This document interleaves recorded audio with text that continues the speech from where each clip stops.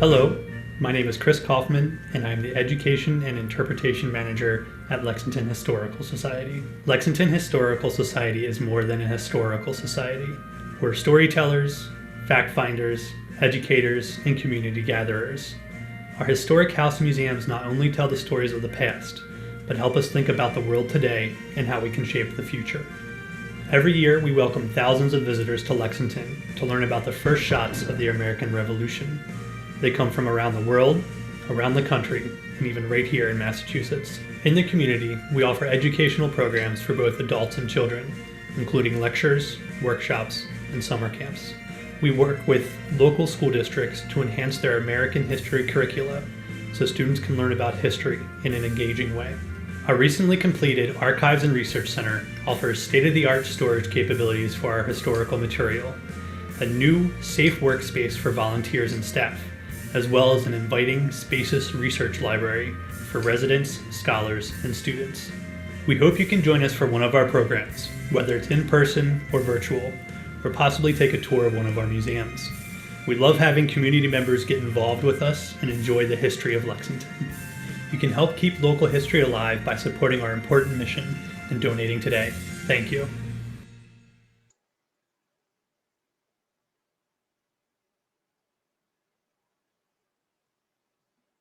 Welcome. Thank you for joining us today. I love seeing that new video that we put together because the space we're in right now is the new Archives and Research Center. We built this building over 2018, 2019 into 2020, and we plan to open it last April. And as probably all of you are chuckling to yourselves at home, thinking April 5th, 2020, probably not great timing for that. So we've had to hold off on that opening. We're hoping that when conditions improve and we can do something safely, we could do it outdoors or possibly an indoor ribbon cutting to celebrate the space and to start scheduling research appointments and getting people in here to see what we've got. But in the meantime, as part of our Patriots Day programming, we're a little past Patriots Day now. We're 1 week out, but it was a great week. We had a wonderful time. Hopefully some of you were involved in some of the activities we did, whether virtual or in person. It was a really enjoyable week. This year we got to do both in-person house tours and scavenger hunts and things, and virtual programming. So unlike last year, there's a little more flexibility, and we were able to really see a lot of people who really seem to enjoy Patriots Day and celebrating it this year. And we got beautiful weather, which of course always happens on the years when we don't have the reenactments. As we know, it was clear and looked cool on the morning of what happened April 19th, 1775 on the Green. And our historic houses, as those of you who visited know, and those of you who hope to visit will find out, our historic houses are set and furnished for as close as possible as we can do for April 19th, 1775. So if there are furnishings in our houses that were in the houses at those times, the Historical Society in its almost 140-year history has been working on returning those objects, whether they were donated back by family members or they were purchased at auction. And a lot of those items in our houses are, period appropriate, as we would say. Not just period appropriate, but some of them actually were in the room where it happened, right? For Hamilton fans, actually in the room where, British soldiers are taking over the tavern downstairs in this building.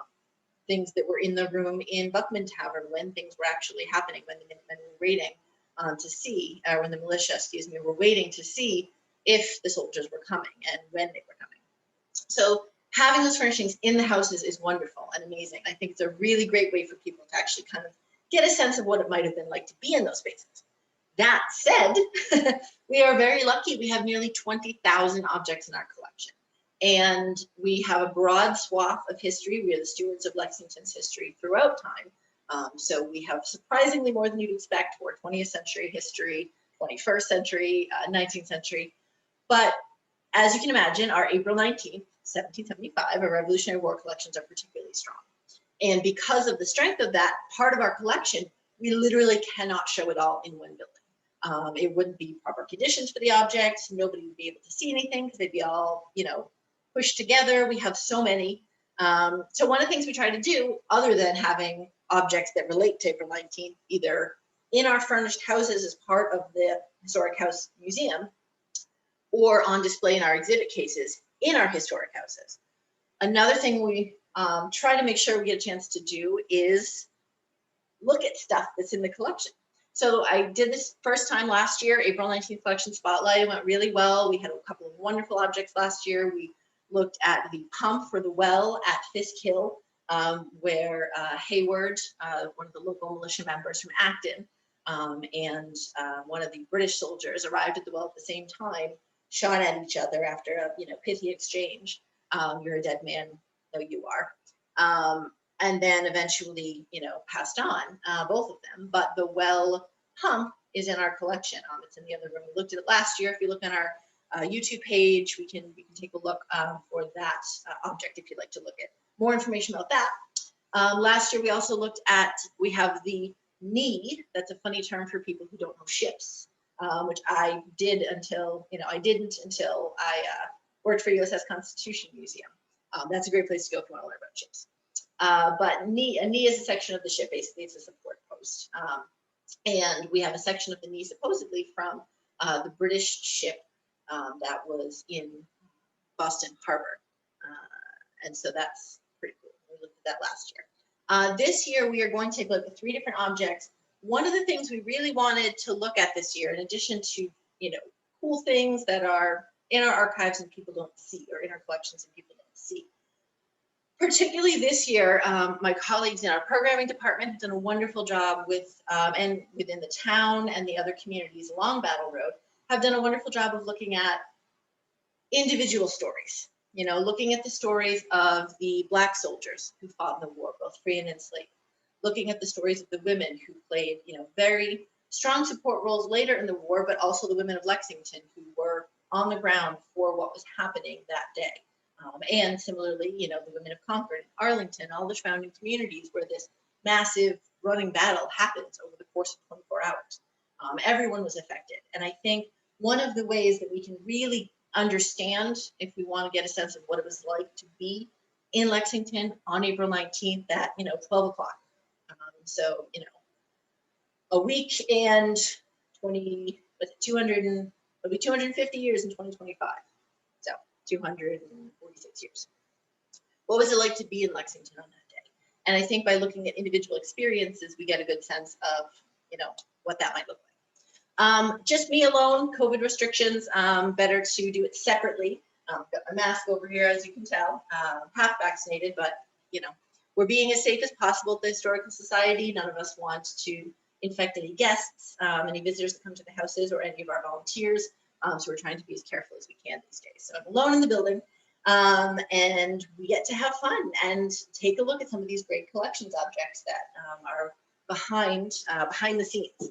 We have a list right here of 3 more objects that I pulled that I want to talk about today. So maybe these will be 3 objects that make it onto our list next year. As I said, I'm doing this alone, so I'm going to hold Q&A till the end, although I would love to try to answer any of your questions.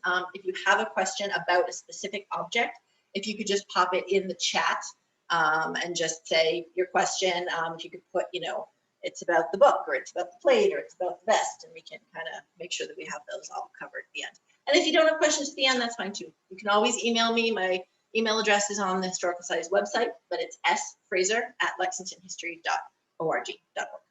So let's get started. I love that we have this wonderful space now. And one of the things that I wanted to look at first, going smallest to biggest, is the Songbook of Prince Estabrook. Some of you may know who Prince Estabrook is. He was a soldier. He was the first Black soldier to fight in the American Revolution, as he was on Lexington Green on the Common at dawn on April 19th, 1775. And that's a pretty significant thing. It's really important, I think, sometimes to pull back a little bit and think about who we think of being on the green that morning.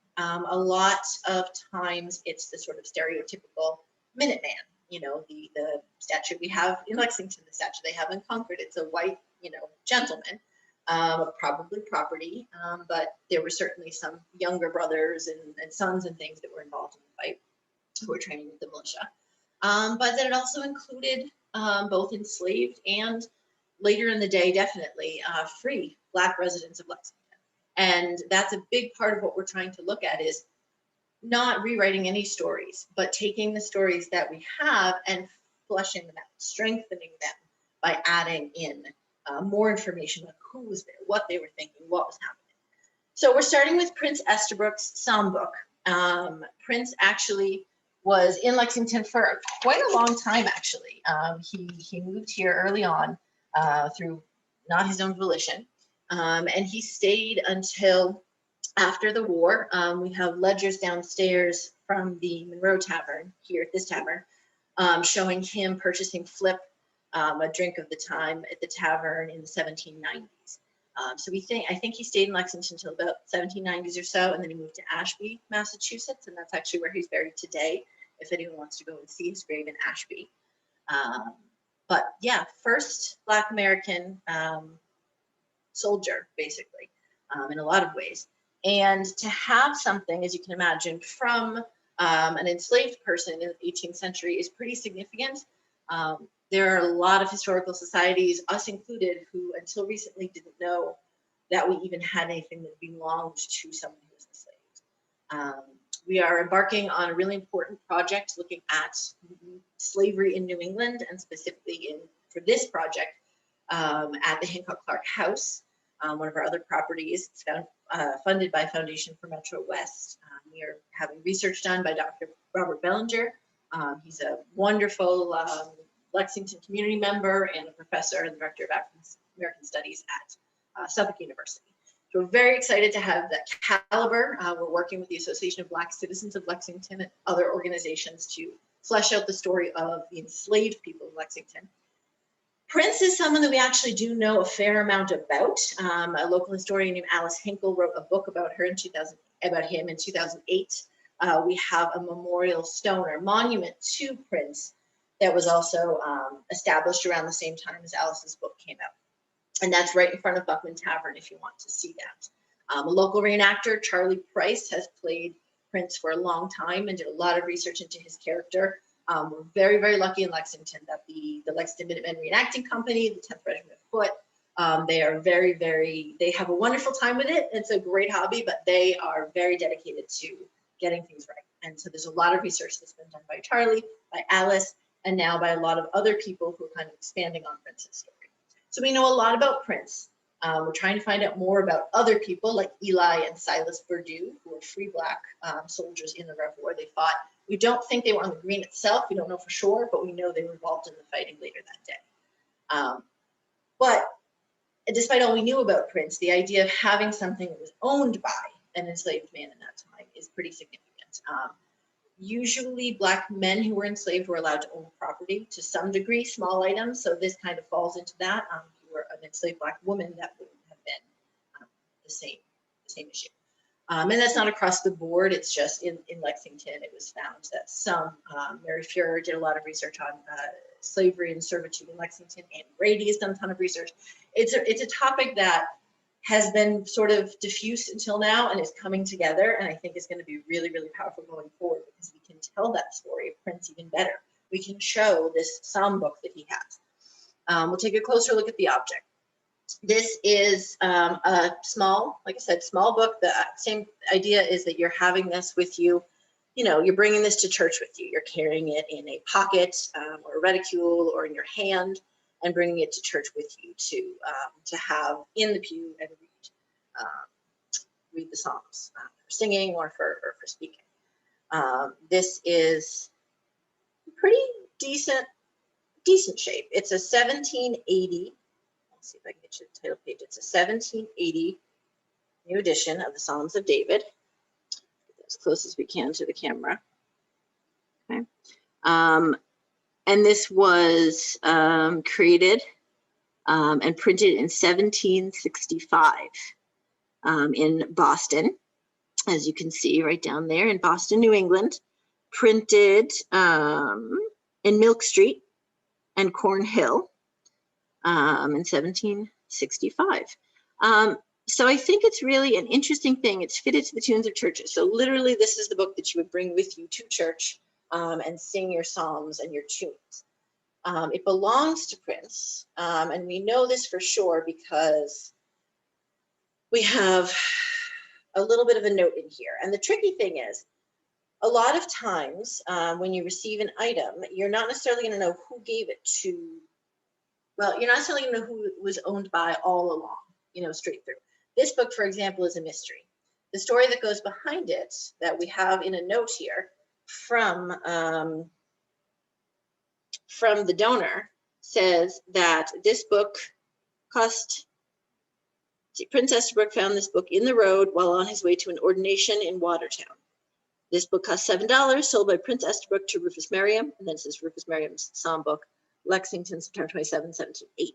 So we know if Rufus Merriam is writing up, this was his book in 1780, then Prince Estabrook would have owned this book in 1775, about 5 years earlier. Well, we don't know, but we know that it would have been before 1780, which is when Rufus Merriam purchased the book for £7, which is, kind of a big deal. Excuse me, $7. Little less, but still pretty significant. And again, this is the title page, or this is right inside of the title page, Rufus Merriam Songbook, Lexington, September 27, 1780. So if we didn't have what we call this brandy note, for those of you who are considering donating things to the Historical Society, Miss Ellen Stetson, Rufus Merriam's granddaughter, donated this to us in 1894. And while we're very grateful, things have changed in terms of how we process collections, and we would no longer, want the note written inside the book because, of course, this is on its own an older book. You can see there's some beautiful marbling on the inside of this one. But as I said, this book is kind of a mystery because we know Prince Estabrook owned it for a time. We know he found it in the road. Well, we think he found it in the road according to this.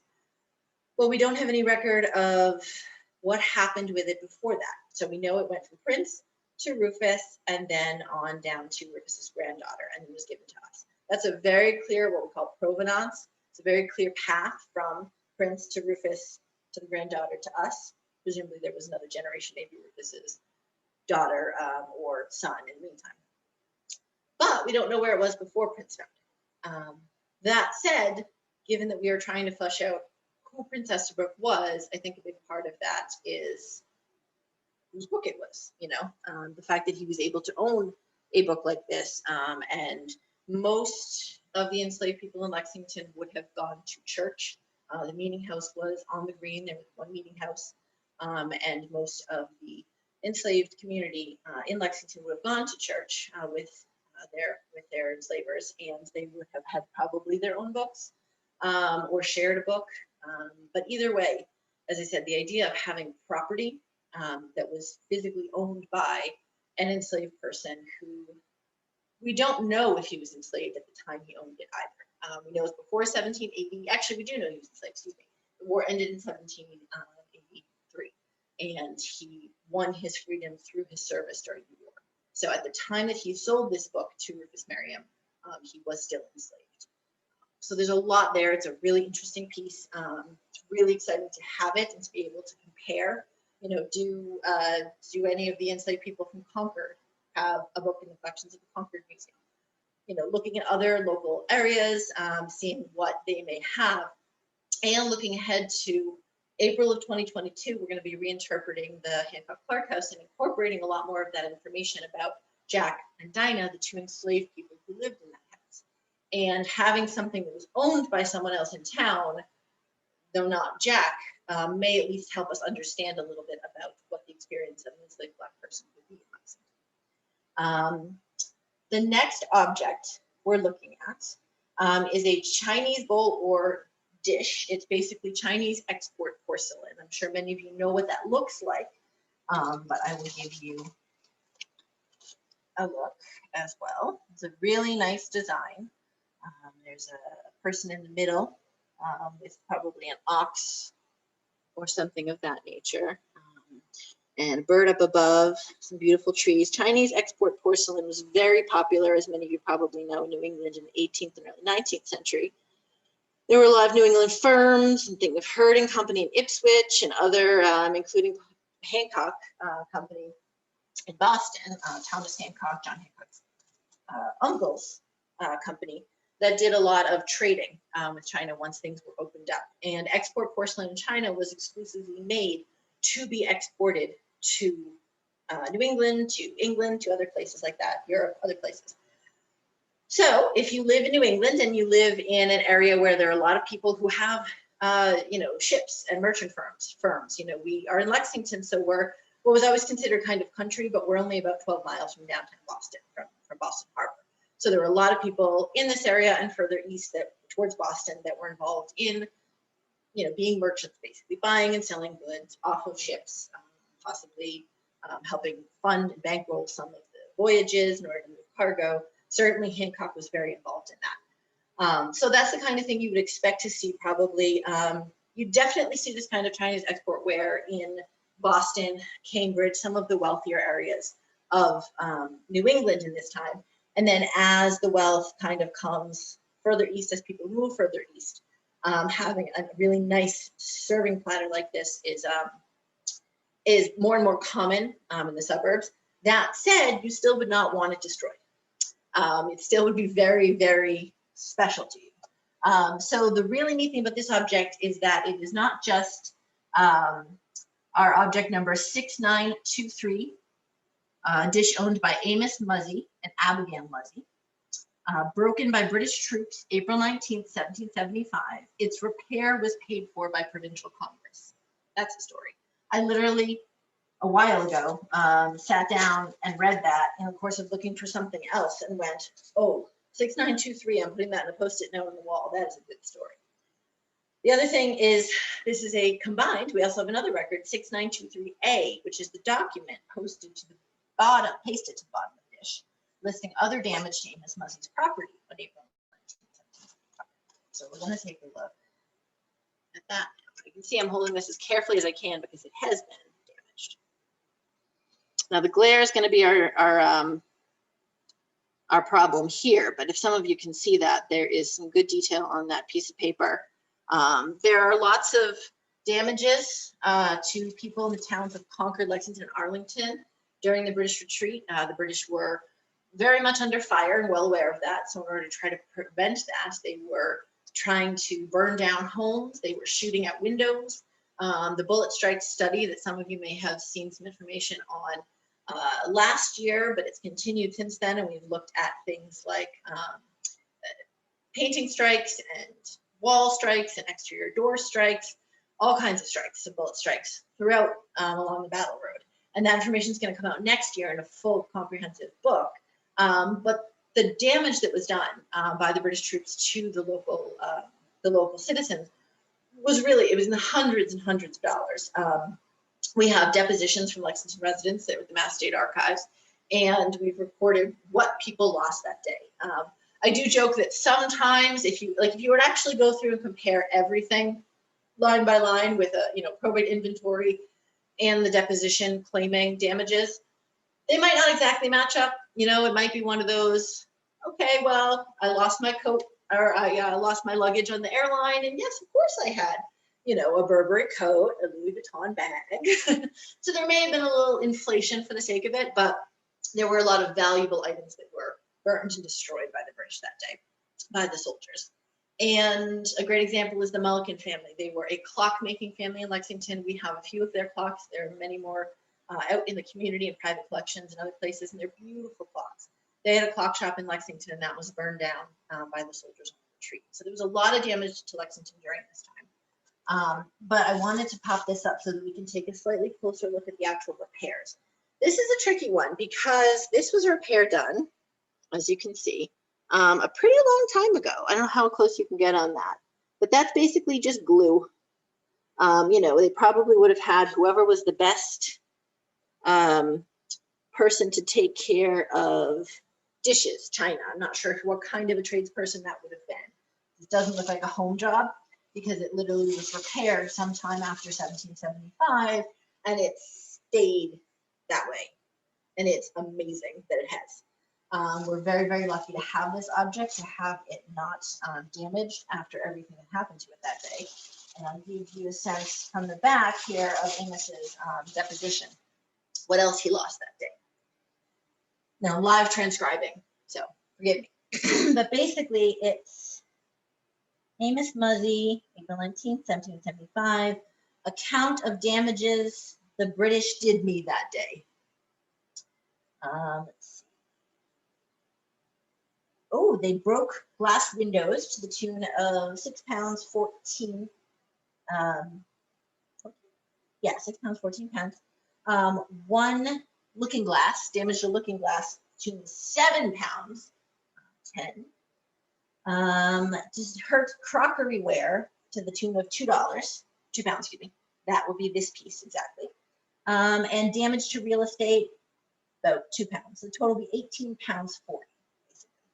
And as they say, crockeryware is some of what you would suppose, and its value is greater than the British damage.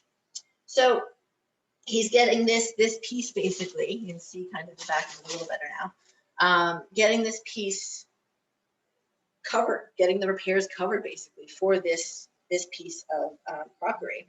And the fact that we are able to is one of the few objects that we're able to unite the two records, to take the physical object, this beautiful exportware platter, and say, oh, we have a document, you know, from probably a lot of the depositions and bills of damages were done between 1775 and like 1820. They kind of got caught up to over the years. And so that document was done at some point, and we have them together. We can store them together. It's not the best storage. I'd probably re-sleeve this at some point. But the two objects are together, and we have that story. We can say, okay, this plate was broken, you know, by British soldiers on the retreat in the Amos Muzzy house. Abigail Muzzy was his wife at the time. Have to imagine she's not too happy, you know, unless this is something like her mother-in-law gave her. She doesn't like it. But I think a big part of trying to understand that is that idea of literally coming home and you're like your favorite platter smashed on the ground. Here at the Monroe Tavern, the furniture was broken apart and piled up and set on fire in an attempt to burn down the house. So when you're coming home, say you're William Monroe, say you're Amos Muzzy, and you're coming home to your families and your homes, and you're hoping, after everything you just went through on the green and then Parker's Revenge and coming back, you're hoping that everyone's safe. At the very least, we know people like William Monroe, Amos Muzzy, and many others came home to either a damaged home, a burnt out home, and or damaged or gone family. The troops weren't as kind of wild as some of the newspaper accounts made it out to be.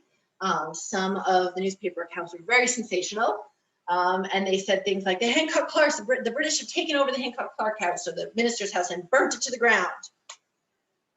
Patently not true. The house is there, still there. It's been there for a long time. It's been a museum for the Historical Society since 1896.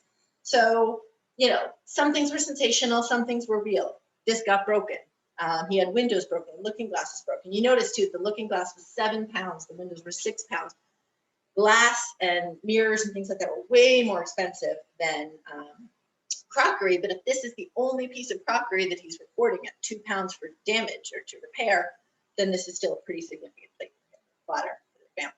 So again, trying to sort of put yourself in the sense of just, what are the human emotions you're feeling that day? You're feeling fear, you're feeling anger, you're feeling grief and sorrow for people who are being killed. And you're probably coming home to your home, or you may be coming home to your home ransacked, to things destroyed. So it's tough, but it helps. I think it helps us get a sense of what's going on in that situation. So I'm going to flip this back over. It's a beautiful piece. And as I said, a big part of what we do is just trying to keep everything safe. This is the kind of thing that if it were on display, it would be amazing and lovely, but it wouldn't be in the right house because that house is private property. And it really, you know, we don't want to take the risk of literally an 18th century repair failing because it's out on display and not tucked away in many layers of tissue paper in a box. All right, so trying to think if there's anything else about that one. Not really. All right, so let's look at our next object. Again, if anyone has questions, please feel free to pop them in the Q&A or in the chat, and I'll take a look afterwards. You can return to anything you want. Our next book, or excuse me, our next object is a vest. It's a personal piece of property, and it belonged to Isaac Muzzy. Isaac was baptized December 16th, 1744. And he was killed on the common at the beginning of the battle in 1775. So he was around 30 when he died. And this over here is, he was unmarried at the time. This over here is his vest. It's a very simple cotton vest, a little bit of sort of mildewing over the years and toxin over the years, but very simple, very unadorned. I usually compare this to the John Hancock waistcoat. We have a silk waistcoat from John Hancock. It's embroidered with flowers and spangles, and that's on display in the exhibit case at Buckham Tavern. But this is Isaac Muzzies. He was a 30-year-old man. He was living in Lexington at the time. He was a member of the militia. Of his, his father was also involved. His cousins. There were a lot of Muzzies there that day. And this is his vest, his waistcoat. Pretty fundamental piece of clothing for most 18th century men. You wear your shirt and your vest or your waistcoat a lot of the time. When your coat comes off, your jacket comes off, you're usually keeping this on. And for some people, it could be a very, very fancy piece. Like I said, Hancock's is silk, it's embroidered, it's sparkly, it's shiny. There are much more fancy ones on display in other places. This is very simple. This is a cotton linen blend. Really beautiful stitches, probably would have been made for him by a family member. Depending on how he was doing business, he might have purchased it. But at this point, probably still having, he was unmarried, so probably mom or sister are making his vest for him still. Really pretty well preserved for the situation, for the age of the object and for what it went through. It may or may not have been the one he was wearing that day. We don't exactly have the record specific to that question. I know that's the coolest question, the most important one. We know it belonged to him, though, and we know that he was killed on the Green Mountain. And so I think at least getting that sense of this was something that was on his body, this is what he wore, this was close to him, and he is someone who underwent a great amount that day along with everybody else, and he lost his life. And I think, as I said, between the platter, thinking about Abigail Muzzie's reaction, Isaac Muzzie's personal property, his actual clothing was on his body. We do have clothing from the 18th century from other people. We don't have a lot, really. There is a lot to that sense that you give away or you donate your everyday clothes, but you don't necessarily do that with your wedding dress or, if you're a mason, your apron or something like that. That there are special ceremonial clothes that you keep and you pass down, and those usually end up in museum collections. This is not that. This is a very simple vest. It's undyed, basically. It is, the buttons are essentially, I'm going to bring this down closer so you guys can see it a little better. The buttons are essentially just blanks. They're just solid steel circles with no adornment of any kind, no carvings, no engravings. And yeah, it's very nice. It's well made, but it's simple. It kind of gives you a sense of what we're looking at here. Basically, a 30-year-old farmer who's going up and standing up to what he thinks is, the wrong way that his country is going. So those are all three of them. The nice thing about this one and this one and this one, all three of these items were given to us over the years by descendants of the Muzzie family and the Merriam family. So that's one thing that everyone is wonderful about donating things to us, but just a reminder that this stuff really is important. And that's one thing we're starting to really try to develop with people in the community is give us your COVID, your first mask, give us the sign you put in front of your door that says, no deliveries, or please leave it on the table, or contact free, please. Give us your high school yearbook. Not give us, but if you have items in your family that you want to preserve for a very long time, like the book, these are all 18th century items that I would like to think, had they not ended up in the society's care, would still be well cared for, because clearly the families that were involved cared about them. But we don't know for sure. And that's one thing that we have to consider is If it's something really important to your family, no matter who you are, if you lived in Lexington, worked in Lexington, used the object in Lexington, it's interesting to us. We can take it, we can accept it and steward it and take good care of it if it is an object that really directly relates to people in Lexington. And the reason we have such an amazing Revolutionary War April 19th collection is because family members donated things to us. And that's something to keep in mind is we have an amazing Rev War collection. That's a huge strength of ours. We will absolutely keep taking stuff because it's amazing and it's an important thing. We also really want to build up our other collections. You know, we've started working with the Association of Black Citizens of Lexington to work on our Black history. We had an oral history project for Black citizens of Lexington.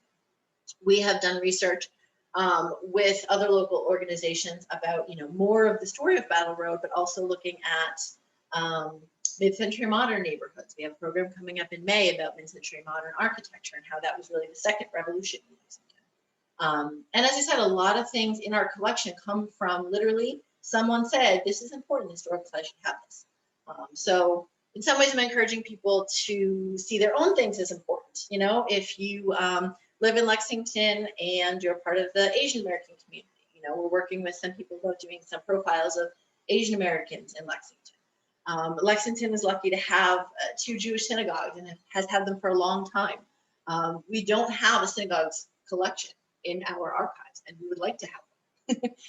And we're reaching out to the community for these kinds of things. But the benefit of where we are now is that we have a lot of strength. We have depth, we have breadth, we have an amazing bench when it comes to Revolutionary War collections. And so we have the capacity and the ability to really build up our other collections to flesh out 19th century history, 20th century history, so that in about 100, 200 years, people have that whole spectrum to tell the story of Lexington, and in some ways kind of the story of America, because you can almost take any town in America and kind of use it as a microcosm for the greater story. So the fact that we have this collection that just nails what happened that day, and we can pull out the Songbook that was carried in the hand of the first Black soldier in the American Revolution. And we can pull out the platter that was on the table or on the shelf in the kitchen of one of the women whose husband was fighting. She came home to find it broken. How would that feel after all the other upset that day? And we have the vest, the actual item of someone who died that day on the green that morning, given to us, all 3 of them, by family members who recognized the importance and reached out to us. And I think that's really significant. And so a big part of what I'm kind of ending my spiel on, and then we'll get into questions, is, you know, being thankful. Thank you to the community, to the people who have donated things to us over the years. It makes a great deal of difference to our ability to do programming around these stories. If we have physical objects, documents, and things that flesh out the story. One thing I haven't gotten to share yet, and I plan to share very soon, is the inoculation knife of Dr. Joseph Fisk Jr. It's a smallpox inoculation knife, and given the vaccination drive that we're in the middle of right now, it seems pretty apt to share that. But that was a donation that just came to us. It is from the 18th century. It was given to us last winter by a descendant who was kind enough to give us a lot of Joseph Fisk Jr. items. So that's the end of my spiel for donating things and for really helping us understand this history better by supplying your family's stories and helping flesh that out. So, does anyone have any questions specifically about any of the objects? I'm gonna take a look if that's something in the Q&A. Okay, so I've got the name of the vest owner. The name of the owner of the vest was Isaac, I-S-A-A-C, Muzzy, M-U-Z-Z-Y. It was spelled with an E sometimes and with just a Y sometimes. And the other question was about Rufus. Rufus Merriam was white. He was the first postmaster in Lexington. He lived in Buckman Tavern and ran the post office there. And he purchased the Songbook from Prince sometime around 1780 when he was still the postmaster and tavern keeper at Buckman. Does anyone else have any questions? I've kind of rambled on for a bit, but if anyone has any specific questions about any of these objects or about anything else in our collection, happy to talk about that. Really appreciate you joining us today, or joining me today. It's always fun for me personally to get to play in our collection, to get to pull out items that are really interesting. Like I said, this platter went on a Post-it note on my wall like 2 years ago. I was like, oh, I got to pull that out and look at it. That's going to be cool. So it's that combination of cool stuff and also we learn more. So anyone who has any questions, please pop them in chat, or you can connect with us. We are on Facebook, Instagram, Twitter, and YouTube. This video recording will be going up on YouTube after this. So if you know of anyone who would like to see it, please feel free to send it around. I'll put a link to our website in the chat, and anything that you can give, whether you want to become a member at our $35 member price, or if you want to just join us at programs or visit our historic houses. All that information is on the website. And we really appreciate, people's donations, investments in Lexington history. And as you can imagine, the book, the platter, the vest, these are all investments in Lexington history as well, given to us by family members. So we are appreciative of that. We couldn't do Lexington history in the way that we do without community support and community content, for lack of a better word. Anyways, thanks everyone for coming today. And I hope you will connect with us for another program soon.